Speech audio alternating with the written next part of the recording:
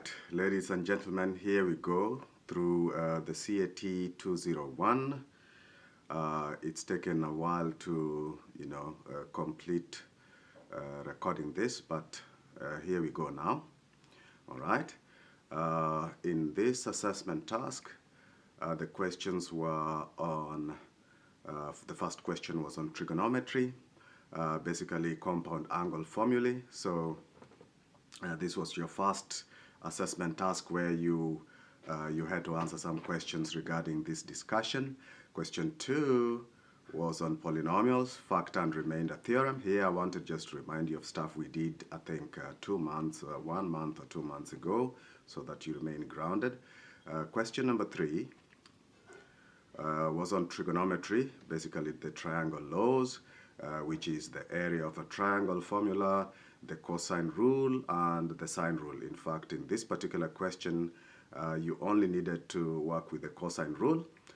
Question number 4, again, was on trigonometry, trigonometric identities and equations, applying trig identities to trigonometric equations and solving.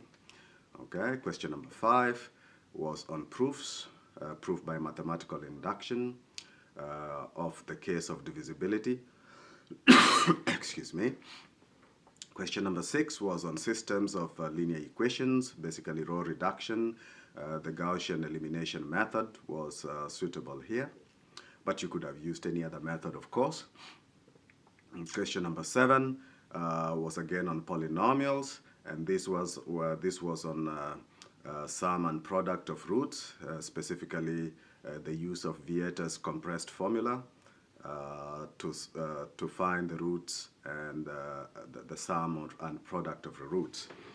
Question number 8 was on trigonometry, the inverse functions, trig inverse function. And the last question was on function, specifically drawing rational function, finding the asymptotes, first of all finding the asymptotes and the intercepts, and then drawing the relevant rational function. So this was sketching of rational function. So let's go through this quickly, see what you remember, and check out what it is that you are not able to do, so that in the next task you will find it a little better. So here was question 1, basically compound angle formulas. Question 1a was to express cosine x, given the sine x has been given, and your task was to find the cosine x. What you want to notice, and usually I tell students to check this carefully, if you have to carry a highlighter somehow, and just underline some of these key terms. This is talking about an obtuse angle, so this is important, okay? You can use the method of the right angle triangle where sine is 4/5. Here we are told sine is 4/5. So if we draw a right angle triangle like that, and we are given here that the sine of an angle there, angle x, its sine is, we know sine is opposite over hypotenuse, so 4/5 would mean 4 is the opposite and 5 is the hypotenuse. If we work this quickly, 25, this square by Pythagoras theorem, 25 is 16 plus, this has to be, would be 9, so this needs to be 3. That is what it would imply, in which case cosine would be 3/5 and tangent would be 4/3. This works fine. If you can remember that this is an obtuse angle, but this here is an acute angle, so you have to do something to it so that you come up with your obtuse angle. So this works, but personally I prefer so that you never forget, I prefer that you work with the Pythagorean identity, the basic Pythagorean identity for sine and cosine, which says that the square of sine and the square of cos is always equal to 1. I prefer that we work with that. That way you will never forget to remember, you'll never forget that they're talking about an obtuse angle, so you'll always have to think. Let's see how we go about this. We'll start with the first question. Cosine of x, we want to find cosine of x. So if we use the Pythagorean identity, remembering that that is an obtuse angle. Obtuse angle, if we look at the unit circle there, obtuse angle means it's in the second quadrant of the unit circle, which means cosine is going to be negative.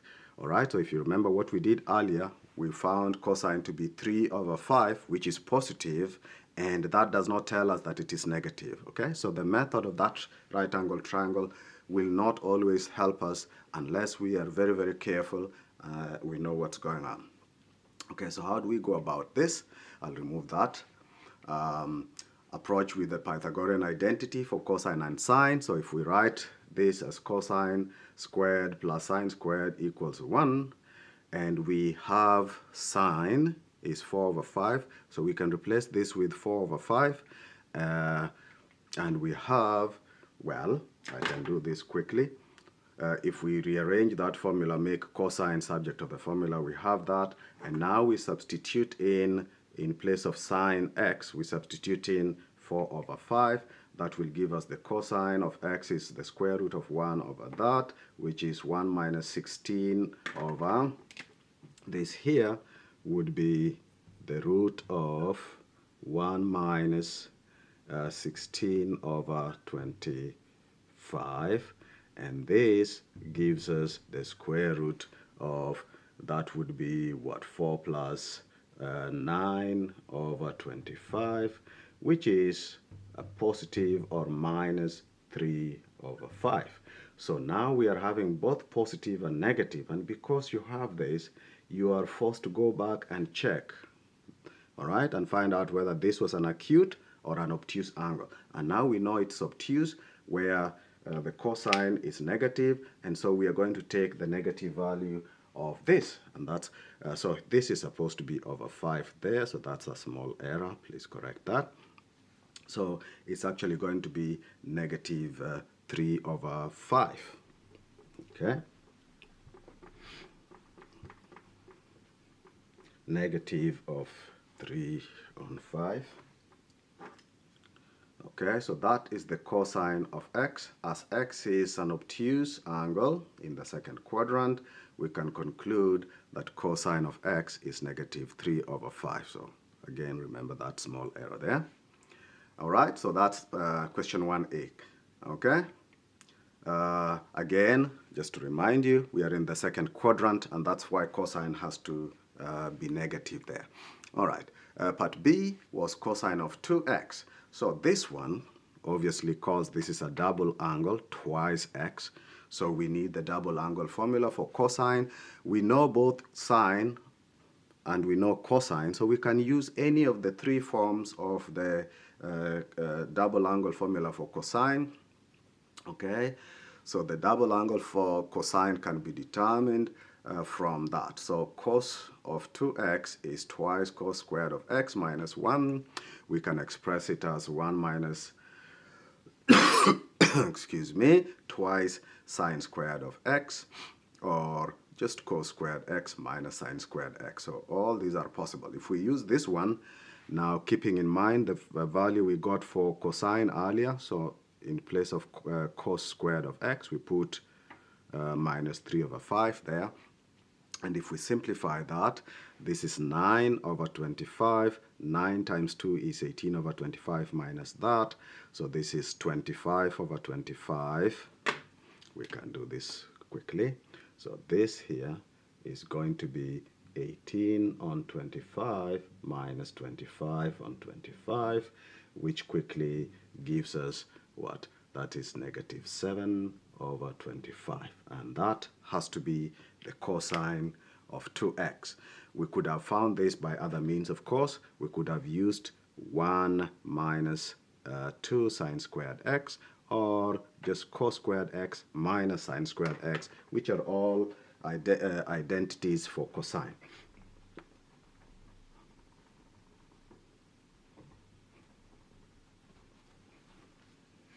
Right? So what do we get there? Cosine is minus 7/2x. We could have used those other formulas and we would still arrive at the same answer. By the way, this indicates that this question was to be solved without the help of a calculator. So the red there means no use of calculator. If it is green, then you can use a calculator. Okay, part C was tangent of 2x. Again, this is a double angle, so we need a double angle formula for tangent. And again, this is simple. So we say that tan 2x is twice tan x over 1 minus tan squared x. All right, so of course we know the value of tan, so for us to use the double angle formula for tangent, we will first need to get the tan of x, since this is coming up, but we can still write it down. So tan of 2x is twice tan of x over 1 minus tan squared of x. So if we are going to proceed, we need to know the value of tangent of x. So given that we know the cosine and we know the sine, we know sine of x was 4 on 5, and we found cosine of x as minus 3 on 5. We can find the tangent of x by taking sine and dividing by cosine, and you can see that gives us negative 4 over 3. So now that we know this, we can plug it in here in these cases to help us find the double angle formula for tangent. So let's see that quickly. Well, we've solved it already. It's just a question of simplifying.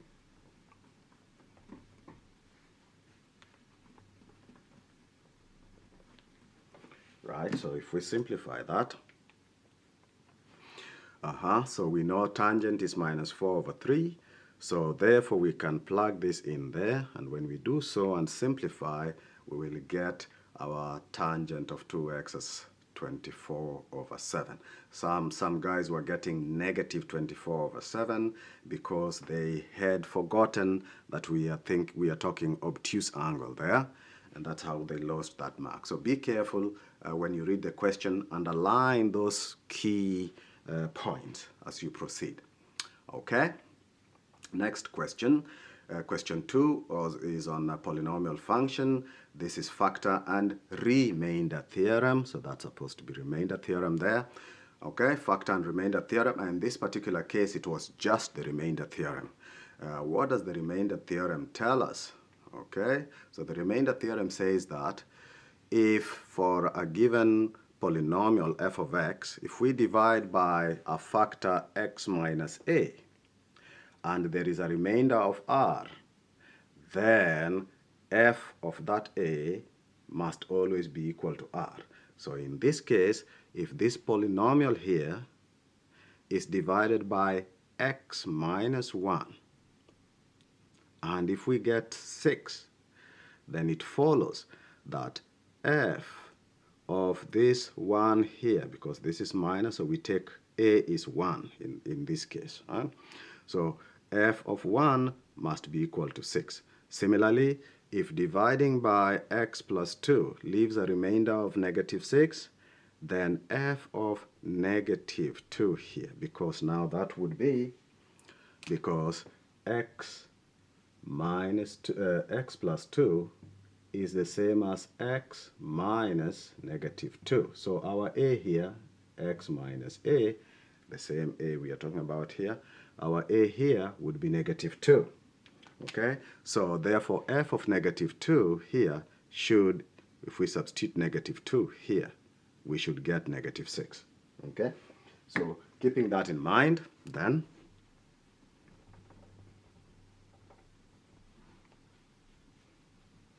if we keep that in mind, then it follows that we start by placing, working with this. So we know f of 1 should be equal to 6. So we substitute 1 in the function, substitute 1 there. We get 1 power 4, which is just 1. 1 times 1 power 3 times 5 is just 5. 1 squared times a is just a there. 1 times b is b plus 2. This should be equal to the remainder 6. That's the remainder theorem. If we simplify that, we should get a plus b, and this is 6 and 6.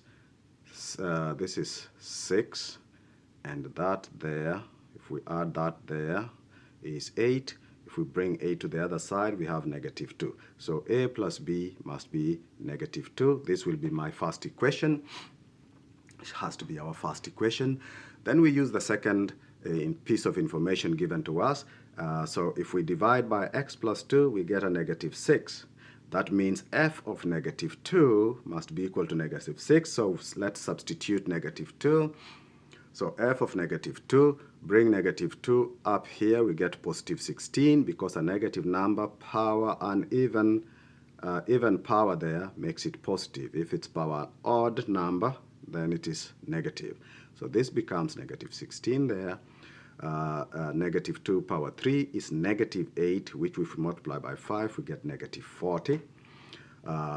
-2 squared, that's an even number, so that's +4. So this is +4 there for A. -2 power 1 is -2, so -2b. And plus 2, this has to be equal to -6 according to the remainder theorem there. And so if we simplify that, we get our equation 2, which is 4 minus 2b is 16. That's our equation 2. When we solve these two equations simultaneously, we will be able to get the value of a and b. I will not go into this. This should be straightforward solution of simultaneous equations. So when we do that, we get a is 2 and b is -4. Okay, let's go to the next question, number 3. The triangle ABC is equilateral of side 5. Let's see if we have that triangle there quickly. There is our triangle. The point D lies on BC so that DC is 2 centimeters, which leaves the other one to be 3, since the whole thing is 5. So 5 by 5 by 5 for an equilateral triangle. We are being asked to find the angle CDA. Angle CDA is here. Okay? So to find angle CDA, we need to use the cosine rule, which would say 5 squared must be equal to AD squared plus DC squared minus twice AD times DC cosine of the angle we are looking for there. The problem is that we don't know the length of side AD. So to do that, so we first of all have to find the length of side AD. So let's call that side AD x.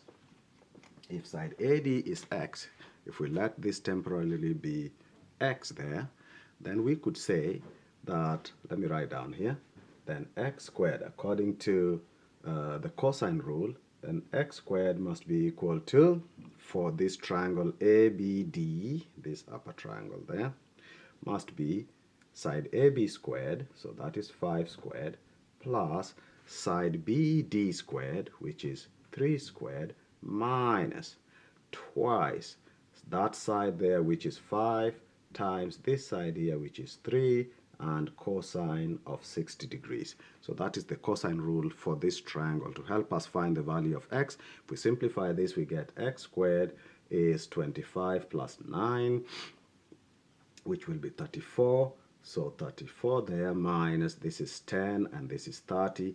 Cosine of 60 is 1/2.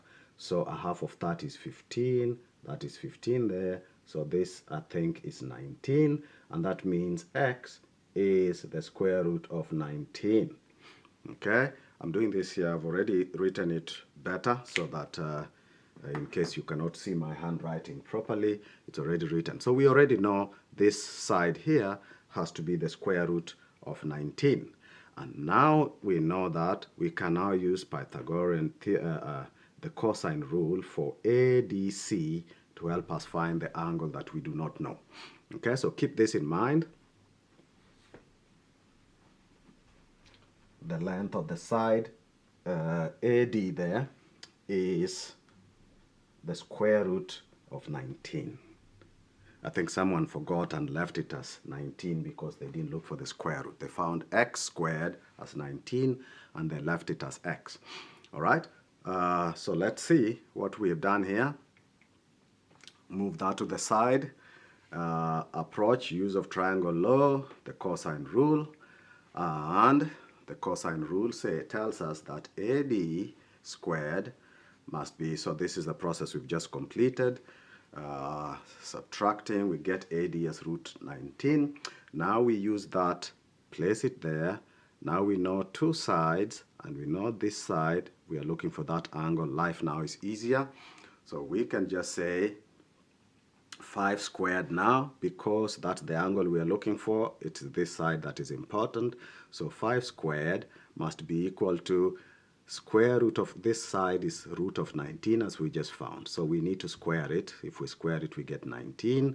We square this side, we get 4. So 19 plus 4 minus 2 times 2 times root of 19. So that is 4 root 19 cosine of theta. We do not know what theta is.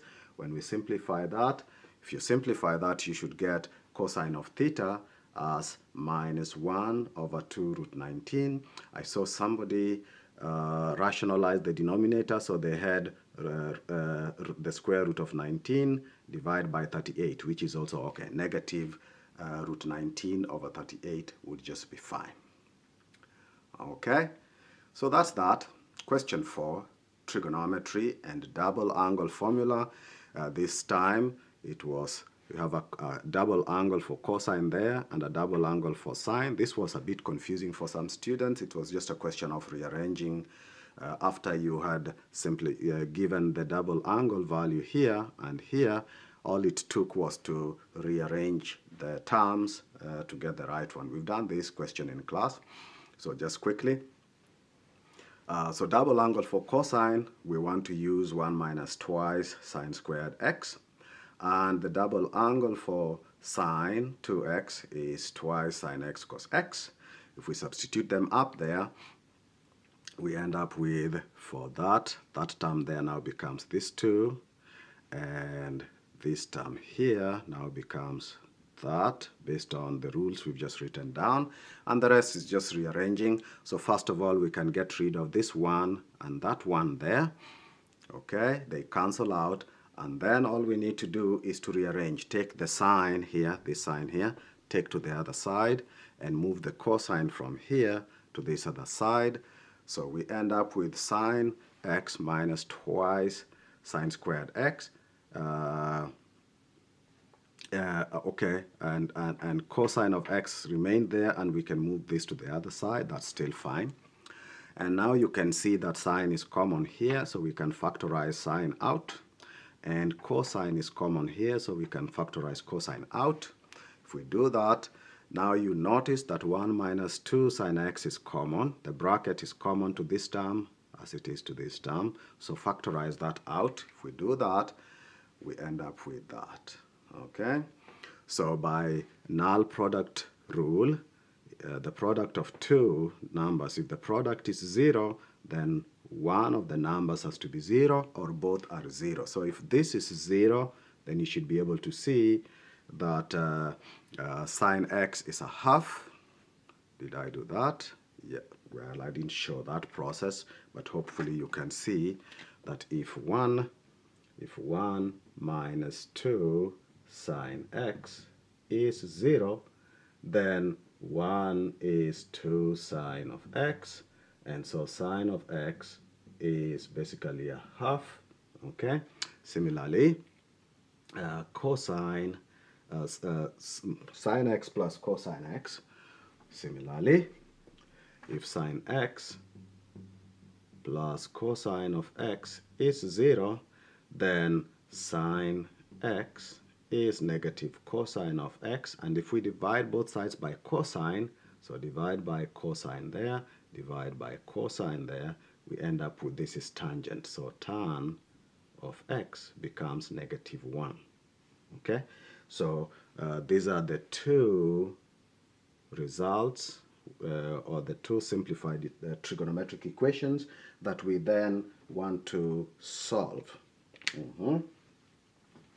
I'll remove this.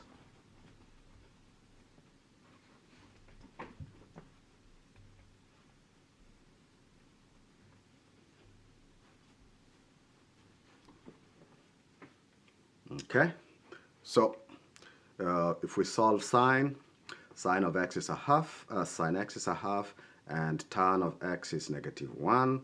The solutions of this are straightforward. Hopefully you can tell this, that this is pretty much straightforward. Let me see. Let's do this.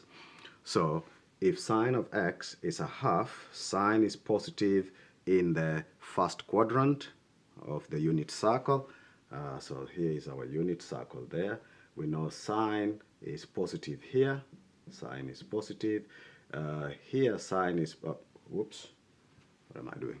Sine is positive there, but actually all of them are positive. So both sine, all are positive. Sine, cosine, and tan are positive. But right now we're interested in sine, so we are saying the sine of the angle is going to be positive here, but it's also going to be positive in the second quadrant. So sine is positive in the first and the second quadrant. Because of that, we can therefore say, we can think of the principal value of sine that is positive. The angle whose sine is half is 30 degrees. So if sine of x is a half, if that is sine of x, then x has to be, the first principal value is 30 degrees. Okay. Now the answers are required in radians, so 30 degrees is pi over 6. And the other one would be 150, which would be 5 pi over 6. So these are the principal values. And now we can talk about plus or minus, plus or minus. There is no sign that is positive in the lower quadrant. Okay, so, and therefore our allowed answers within 180 degrees pi radians is this two. So normally we will say plus minus 360, or in this case 2 pi k for the general solution. We would write here plus or minus 2 pi k plus or minus 2 pi k for the general solution, meaning all the potential or the possible solution. But in this case, we only need those two in the given domain. So pi over 6 is one solution, and 5 pi over 6 is the other solution for sine. Then we need to do the same with tangent. We want the tan of x be -1. Okay, tangent is positive in the third quadrant and the first quadrant. So it's negative in the second quadrant and the fourth quadrant. So the angle whose tangent is 1, ignoring the negative for a moment, that angle is 45. So we need 45 here and 45 there. So we are talking about this angle here.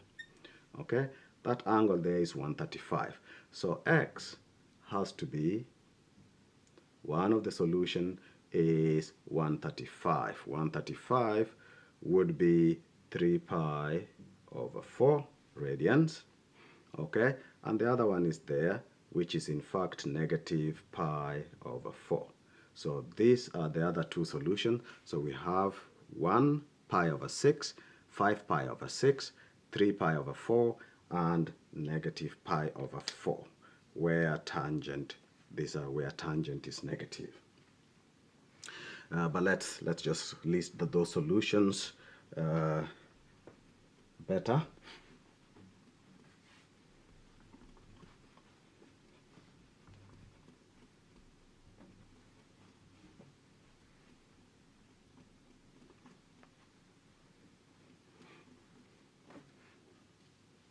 Okay, so that gives us pi over 6 and 5 pi over 6, and negative pi over 4 and 3 pi over 4 become the solutions to that trigonometric equation. All right, question number 5 was using the principle of mathematical induction to prove that n into n squared plus 5 is divisible by 6 for all integers.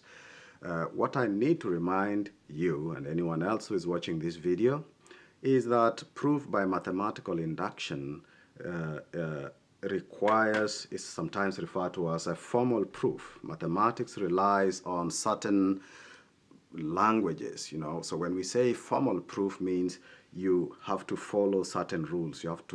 There are things that you have to write in full. You do not cut corners. do not feel lazy to write. You have to show all the steps, okay? It is one of the things you enjoy doing as a mathematician, okay? Proving that you know something, proving to somebody that this is the solution. It's supposed to be nice. It's supposed to be so that anyone else who is looking at your work is able to understand, whether they are from Australia or wherever, which part of the world, they are still able to understand what it is you're trying to do, okay? So proof by induction must follow a certain pattern. And what is that pattern? We must write something of this nature. You are saying that you are making a proposition, or you are suggesting, or you're proposing that this relationship is true. So somebody has suggested that it is true, so let's start from there. So let's let a proposition be such that, so let that proposition be P of n, so that the proposition states that n into n squared plus 5 is a multiple of 6. Because if this thing is divisible by 6, then it has to be 6 times some integer, okay? So let it be a multiple of some integer a, okay? Then we try it out. The next step is usually to try it out. So we try with n equals 1. So if n equals 1, what's the left-hand side? And what we get, is it going to be a multiple of 6? If it is, then the proposition is true for n equals 1.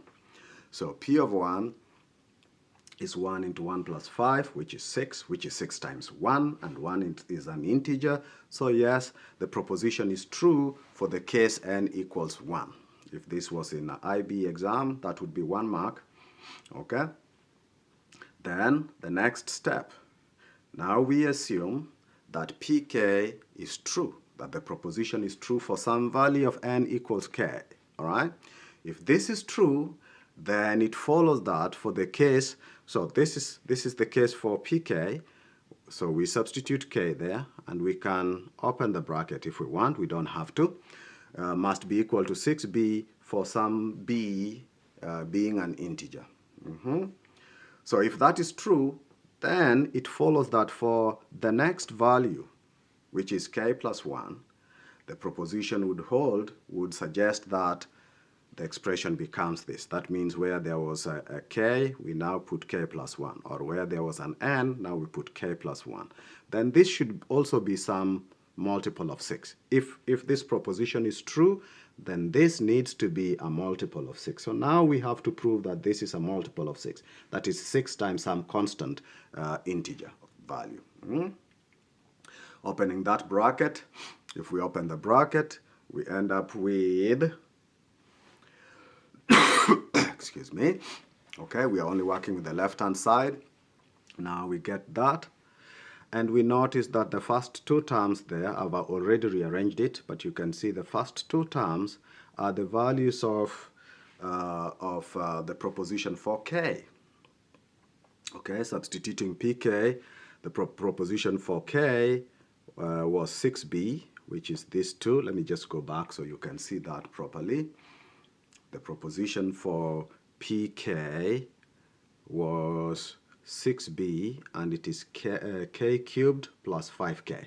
So if we see k cubed plus 5k, we will remove that and put 6b instead, because we know that one is a multiple of 6. Okay? If that's true, so this is k cubed plus 5k. So we can remove all this and put 6b in place, like that. If we do that, we get 6b plus 6 plus 3k squared plus 3k, right, for the left-hand side.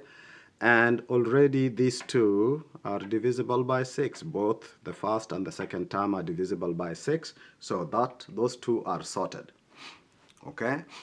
So the first two terms are divisible by 6. That is sorted. So all we need to show now is that this thing here, this expression, is definitely divisible by 6. Then what you want to notice is that k and k plus 1 are consecutive integers. So if, okay, like 1 and 2, like 3 and 4, like 15 and 16, if one is even, the other one must be odd, and vice versa. If this one is odd, then k plus 1 must be even. Okay? Now, any even number multiplied by 3 is a multiple of 6. So, even number, let's start with the first one, which would be 2. 2 times 3 is an even number. Okay? If it is 4, 4 times 3 would be an even number. 12 would be a multiple of 6. If the even number was a 6, 6 times 3 is 18, which is a multiple of 6. So, because these two, the k and the k plus 1, are consecutive integers, we know that one of them has to be even. If one is odd, the other one has to be even. And the even number, which is definitely greater than 1, according to this, if we multiply by 3, we end up with a number that is a multiple of 6. And for that reason, this term is also a multiple of 6. And so everything here is a multiple of 6. So we can write this as 6 times some number c, where c is an integer. Okay? So k and k plus 1 are consecutive integers. So one of them has to be even. And if so, if k is even, then 3k is divisible by 6. Also, if k plus 1 is the one that is even, then 3 into k plus 1 has to be divisible by 6. Either way, the expression 3k into k plus 1 has to be divisible by 6. And so we have proved that the proposition is true. So since the proposition is true for n equals 1, and it is true for pk, all right, it is true for pk plus 1 anytime pk is true, we can conclude that the proposition p of n is true for all values of n greater than or equal to 1. That was question 5. Question 6. Consider the following system of equations. This was again straightforward. It just requires that you are attentive so you don't make those carelessness mistakes. Very, very common carelessness mistakes. Okay, so you just need to be steady, focused, and write stuff down as you go ahead. Write the values down so that you don't make errors of subtraction or addition. So show that this system does not have a unique solution for any value of p. Determine the value of p for which the system is consistent. To be consistent means to have a solution, okay? But the solution cannot be unique. It's going to have to be infinite solution, right? So find the value of p for which the system has an infinite solution. So the system is consistent, but not consistent to give a unique solution, but rather to give infinite solutions. So for this value of p, find the general solution of the system. So let's go about that. The first thing, of course, is to create the augmented matrix there. The augmented matrix, as you know, is just the coefficients of x, y, and z in each line.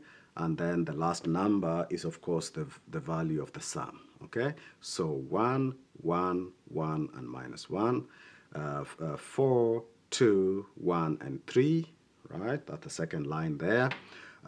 9, 3, 0. There is no z here, so 0 and p. So that's why we have that. So when we row reduce that using the Gaussian elimination method, if we reduce that, I see guys still getting confused with this. 1 is already there, and that's where we want it to be. So we are not going to swivel anything when we have 1 there. And when we have that 1 there, each of these two in the second row, we work them out. We reduce them relative to that 1. Okay? And unless we've made something a 0 here, we work with that 1 there. Okay? So we want this line here to start with a 0, so that 4 needs to reduce to 0, and this 9 needs to reduce to 0, and that 3 also needs to become 0. So the order is to turn the 4 into a 0, followed by the 9, then followed by the 3. Okay, in the process, other things will happen. So we reduce the 4 to a 0. To do that, we need to take row 2 and subtract 4 times row 1. okay? And we need to take row 3, which is 9, and subtract 9 times row 1. That will make this one here 0. Okay, so let's do that. Okay, right. So row 2 minus 4 row 1, that is 4 minus 4 will give us a 0. 2 minus 4 is going to give us negative 2, and so on. So when we do that reduction there, we end up with that formula, the second matrix. All right, and then we take this through because this needs to become a 0 there. So we need to reduce this row further. So what we can do here is to take row 3. Since these are now zeros, now we don't need row 1. So these are zeros. So to reduce this to a 0, we need to take row number 3 and subtract 3 times row number 2. If we do that, what do we end up with? Okay, we end up with 0 zeros in the last column, and that's what we need to see. So what we are seeing in that last row there has the information that we need to answer this question. So by looking at this, we can see as long as P, if P is any other number other than 12, if P is 12, we will have infinite solutions because the whole row 2 becomes a 0. We will have infinite solution. But if P is anything other than that 12, then this system will have no solution. Okay? So we know that this system cannot have a unique solution because we don't have a number here. There is no number appearing here. Therefore, this system has no unique solution.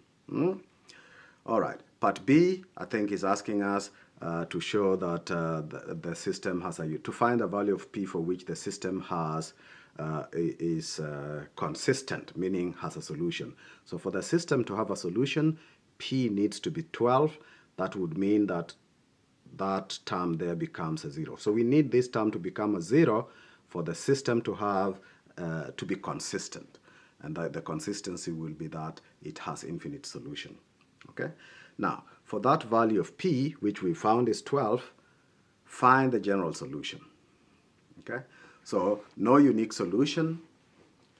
If P is not 12, we don't have a solution.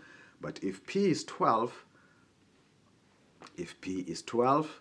then we have a solution. So the system is consistent when P is 12. So let's put P is 12 there. We get a 0 in the last row. And in that case, our matrix will have, will look like that. And how do we get the solution now? We let Z be some parameter T. So looking at that, we let Z be some parameter T. And if Z is some parameter T, we can now substitute that here. Then we get minus 2y minus 3t is 7. And so now we can make y the subject of the formula. So we already know Z is t. Now we go and substitute t here for the value of Z. We get minus 2y minus 3t is 7. Rearrange that formula and we get y is minus 3t, minus 3 over 2t minus 7 over 2. And we can place that up there. Also, we still have to find the value of x for a solution. So x, now we look at this row here. Okay, we know the value of y. We can replace that here. We know the value of z. We can replace that there. So x plus whatever we've replaced here must be negative 1. So here we go. Substitute for y, that's the bracket, and substitute for z, that's the value of t. When we rearrange this, we get x is a half of t plus 5 over 2. And these are the solutions of this system of equation, the infinite solution of the system of linear equations. Question 7. Consider the following system of equations. So here is another polynomial. This time we are looking for the sum of the roots and the product of the roots without solving the system of equations. And then there is a new polynomial. Now we could not solve this question the way it is. So this is a problem here. We want this, in fact, to be p of x. So we are going to take p of x and we are going to multiply by 2x minus 2. So it should have been written better.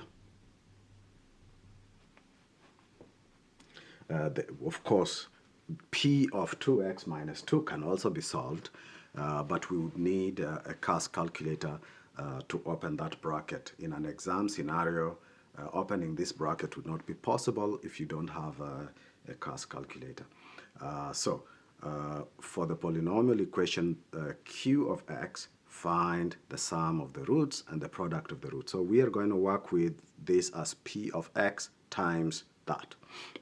Okay?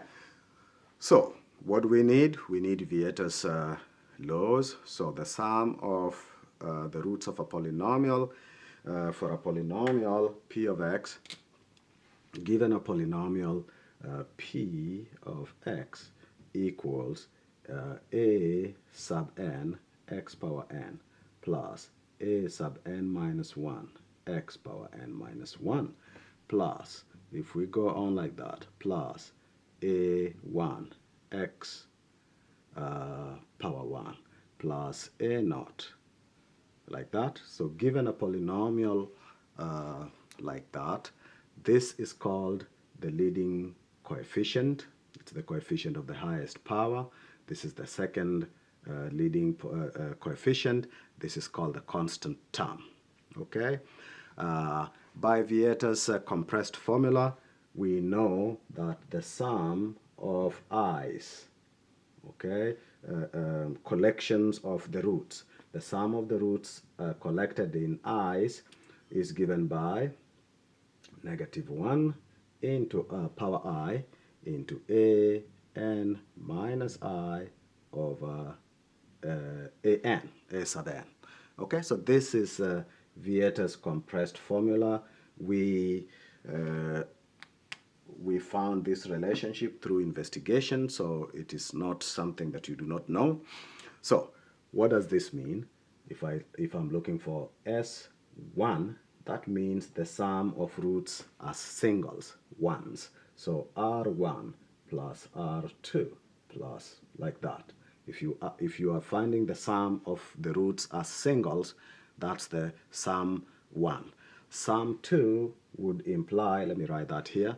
So sum of 2's would mean sum of products of 2's. So sum of R1 and R2 plus R1 and R3 plus R2 and R3 plus. So mixtures of R1, R2, R1, R3, R1, R4, and so on, until we have worked with all of them up to 5 in our case there. Okay? S3 would mean sum of triples, R1, R2, R3 plus R1, R2, R4 plus, like that, until you have all of them taken care of. And so sum of 5, which is R1 times R2 times R3 times R4 times R5 plus blah blah blah, except here we already have all of them multiplied, so we don't need to go further. So S5 is what we would also refer to as the product of the roots. Product of the roots. Okay? So we are looking for S1, sum of the roots in singles, and we are looking for S5, which is the sum of the root in 5s, which is really the product of the 5 roots. Okay? And this is the rule. Alright, so what is sum 1? So sum 1 would be, this would be equal to -1 to the power of 1, which is just -1, to the multiplied by a sub n, and our n is 5 there. The highest power of x is 5. So 5 minus I, which is 1. So this is A4, and then everything over A5. Now our A5 is a quarter, the coefficient of x power 5, and our A4 is the coefficient of x power 4, according to what I wrote down here. If this is 5, that is 5. This is 4, that is 4. And so this would be, excuse me for a moment.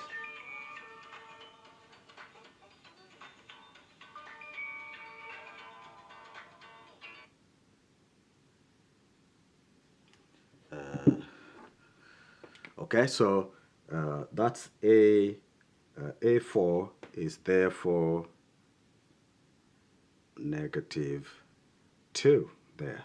So that's A4, A sub 4, and that is A5.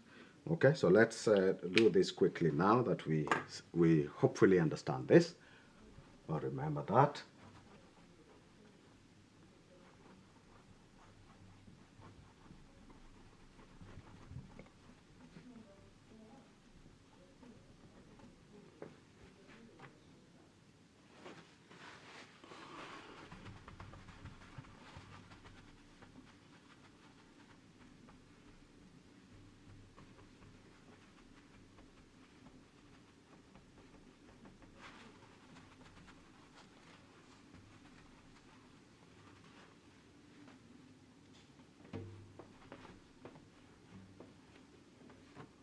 Okay, so because of that, the sum of Vieta's formula there, what we've already talked about, all right, sum 1, sum of the roots, that is R1 plus R2 plus R3 up to R5. A product of the roots would be S5. So we already know n is 5, the highest power there. A5 is a quarter. A4 is -2. But we also need A0. Okay, A0 is minus 128. So if we substitute those in, now we look for S1.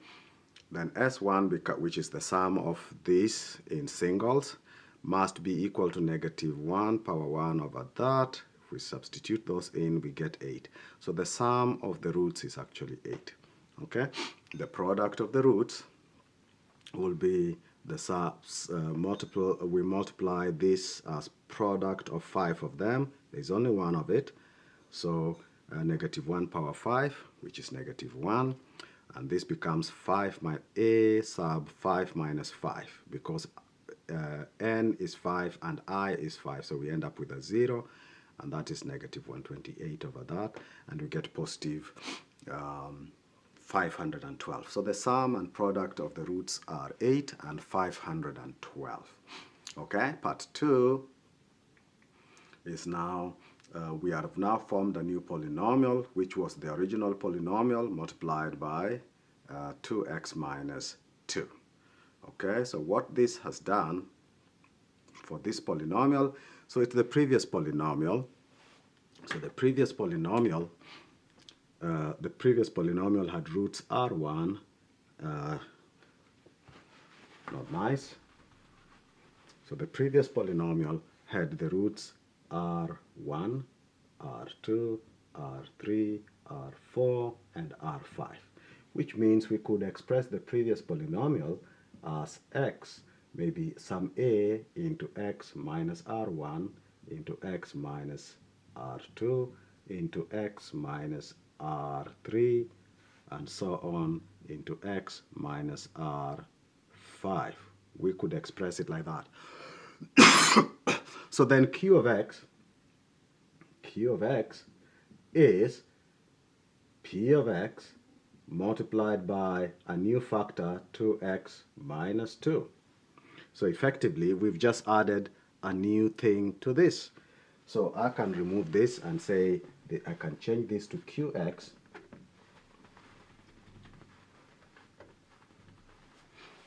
So I can change this one to qx, and all I have to do here is to add, 2x minus 2, which by the way, 2x minus 2, which by the way is 2 times 2 into x minus 2, like that. So if this factor here gave us a root of r1 and this gave us a root of r2 and so on, then this factor will give us a root of, this is 1 here, will give us a root of x equals 1. So in addition to the roots that we had, the sum of the single roots was 8. So the sum of the new polynomial, sum of roots for the new polynomial must be 8 plus 1. Those the 5 roots that added to 8 plus now the new root. So the sum of the roots is now going to be 9. The product of the roots is going to be the product of the previous roots, which was 512, multiplied by the new root, which is 1. So it's going to be 512. And this is how you reason to find the sum and product of the roots of the new polynomial. And this is what we've done here.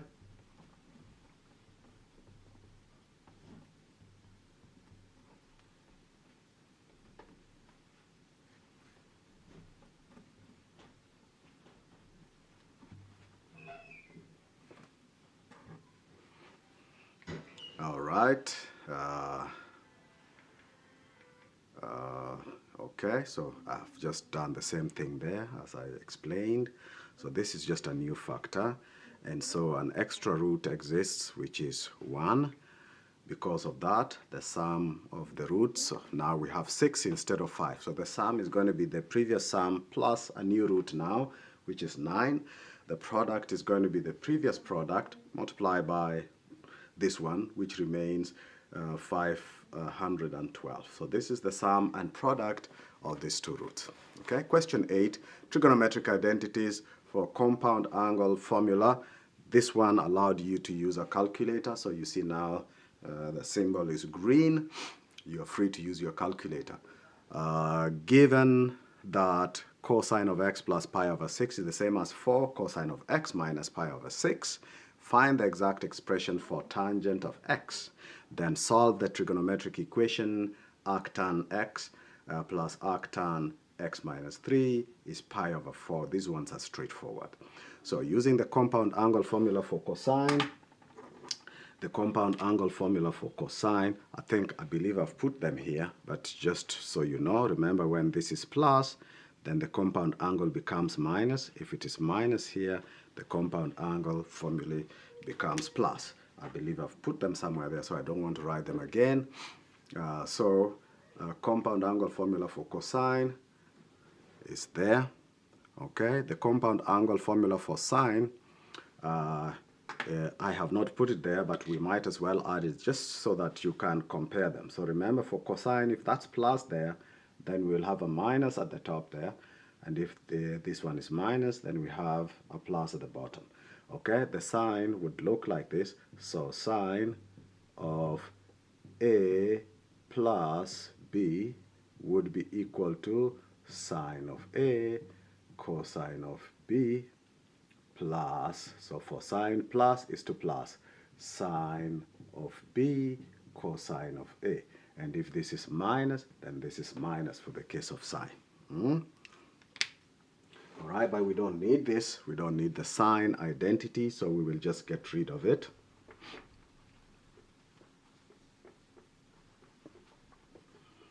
And instead, let's look at what we have for cosine. So making use of that, so for the positive one, we will use the above. So cos A cos B minus sine A sine B. And for this side, we'll have cos A cos B plus sine A sine B. So let's substitute those there. So we have cosine x times cosine of pi over 6, okay, minus sine x sine pi over 6. And on this side, we have 4 cosine x cosine pi over 6 plus, because that's minus, 4 sine x sine pi over 6. Now, cosine pi over 6 is cosine of 30 degrees. This one here. The cosine of 30 degrees is root 3 over 2. Okay. Sine pi over 6 is sine 30 degrees, which is just 1/2. So that's 1/2. Cosine pi over 6 again is that, the same there. So that should make our life easy when we proceed. Let's see. So therefore, that is √3/2 cosine of x minus 1/2 sine of x must be, √3/2 times 4 is 2√3 cosine of x, and 1/2 of 4 is 2, so 2 sine x. Okay, then we move the like terms together. If we do that, we end up with 3√3 cosine of x by moving this or moving that this way, whichever it is. We get that, and we get 5 sine. Well, we can rearrange, and then we have to multiply. We can multiply by 2 to get rid of the half there. If we simplify, this is what we get. We can turn this into tangent, and tangent of x becomes minus 3√3/5. The question was to find tangent of x. Okay? Right. The next question there is to solve the inverse trig equation there, which is another really straightforward question. Excuse me.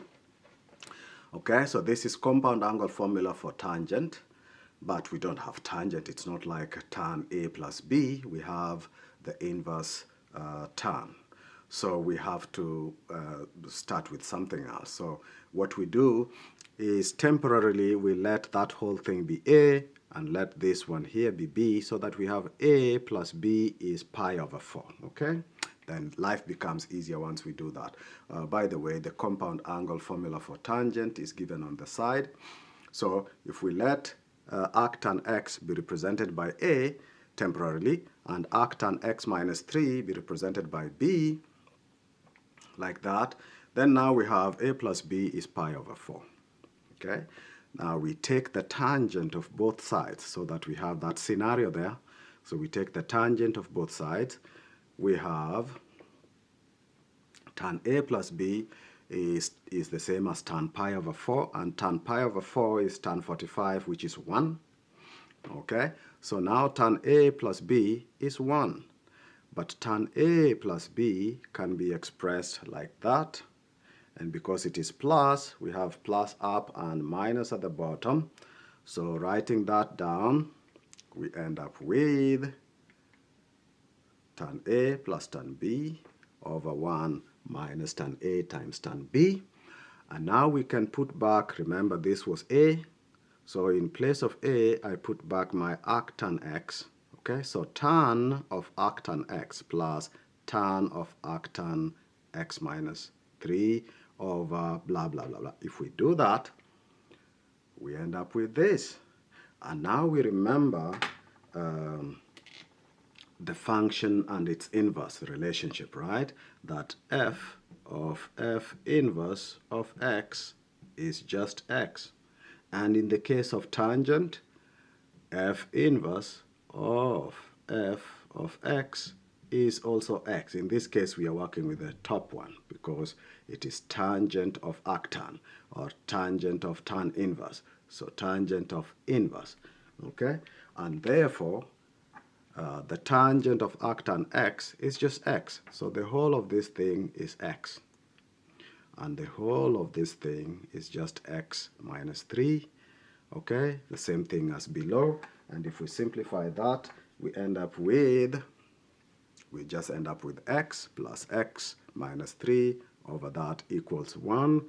Simplify that, rearrange, and you end up with that. We are solving a quadratic equation therefore. And if we do that, we get x is plus or minus square root of 17 over 2. We go back there and we see we are told x has to be greater than 0. So obviously the negative 1 does not apply there.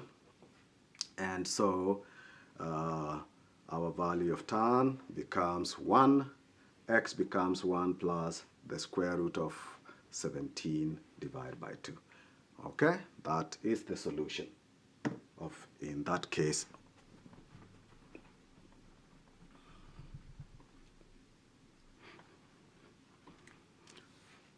I believe we are in the last question. Let's see, question 9. Yes.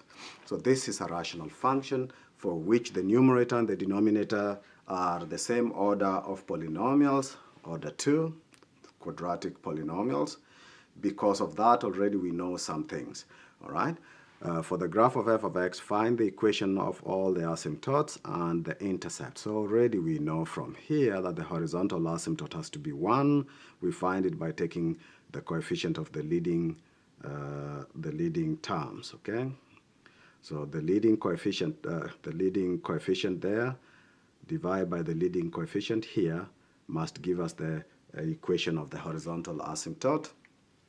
See what I've said here.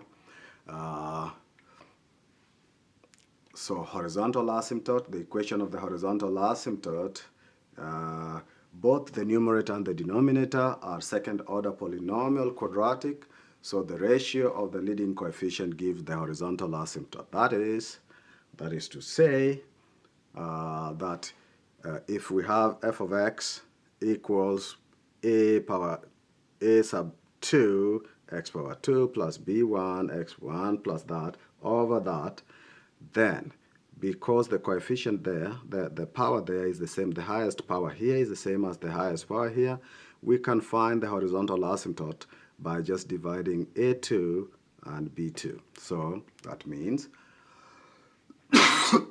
take the coefficients, there is 1 and 1, and therefore y is just a sub 2 divided by b sub 2. We get y equals 1. And so the equation for the horizontal asymptote is the equation y equals 1. You have to say y equals 1. So you can't just write horizontal asymptote is 1. Okay? We write down the equation of the asymptote, says the equation. Okay? In the exam, sometimes they put that equation in bold to remind you that it has to be an equation. You have to say y equals 1 or x equals 5, whatever it is. So that's the equation of the horizontal asymptote. What about that's the horizontal. What about the vertical asymptote? The vertical asymptote is found by finding the values of x that will turn the denominator into a 0.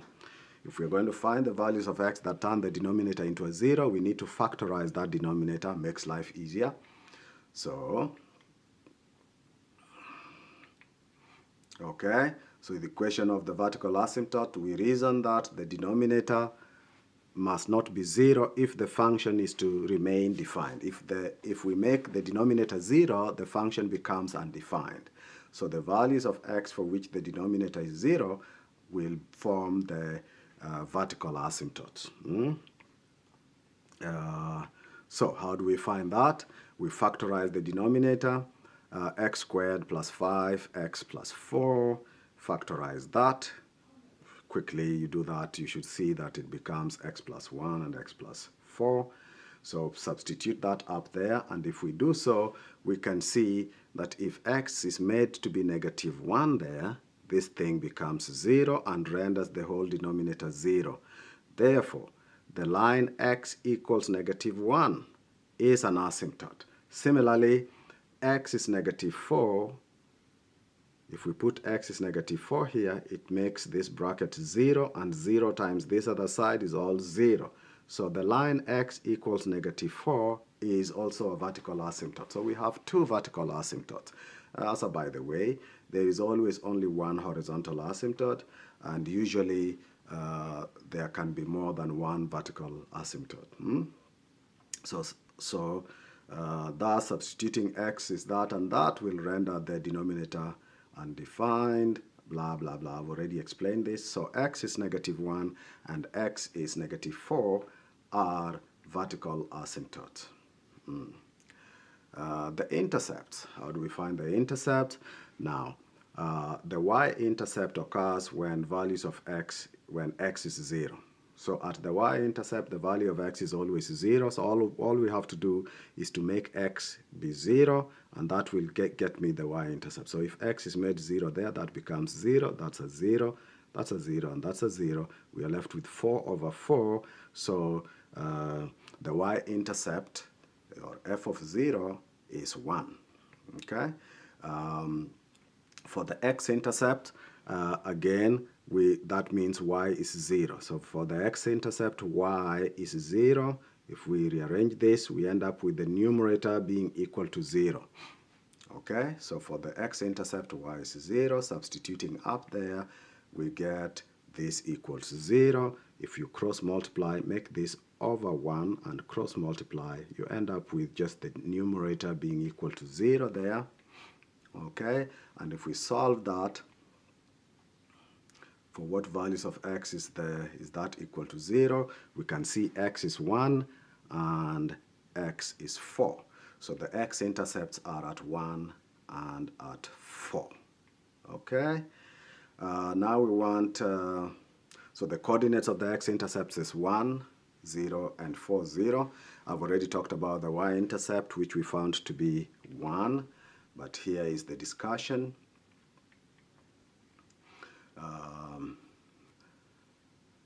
At the y-intercept, x is equal to 0, so substitute that in, we end up with 1. So the coordinates of the y-intercept are 0, 1.